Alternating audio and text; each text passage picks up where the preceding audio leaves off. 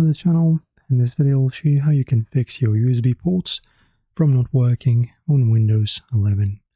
So this app that we will use in this video is identical on both Windows 10 and 11, so this will work on both systems.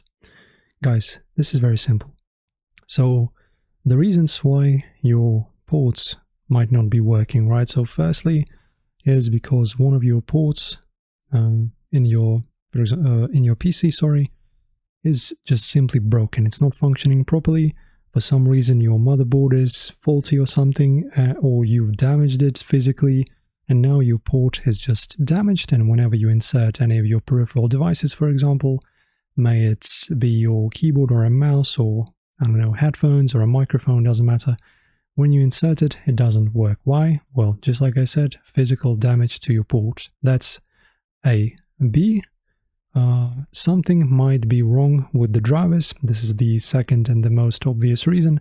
So how to fix that? You just open up your manager, you go to the universal bus controllers, you just sort everything by type, so devices by type.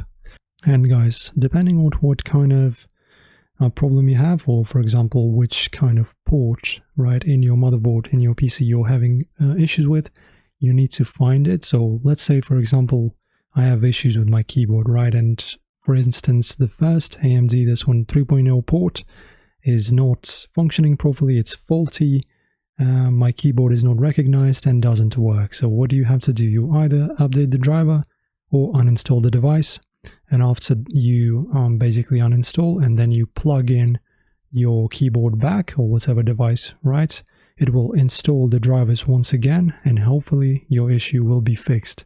So these are the two basic reasons why your ports might not be working. So if you have any issue like that, you just go ahead and find the corresponding port that you're having issues with, go ahead and, for example, uninstall.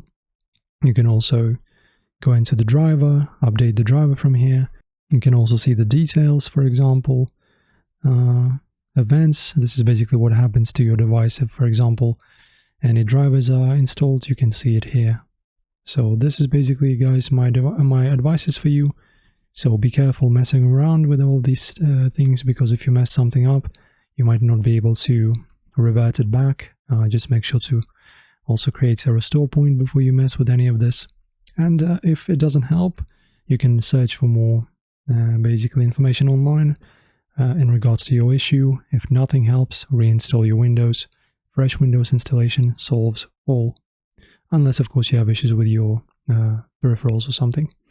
So that's it, guys. Thanks for watching. Like the video, subscribe, and I'll see you in the next one.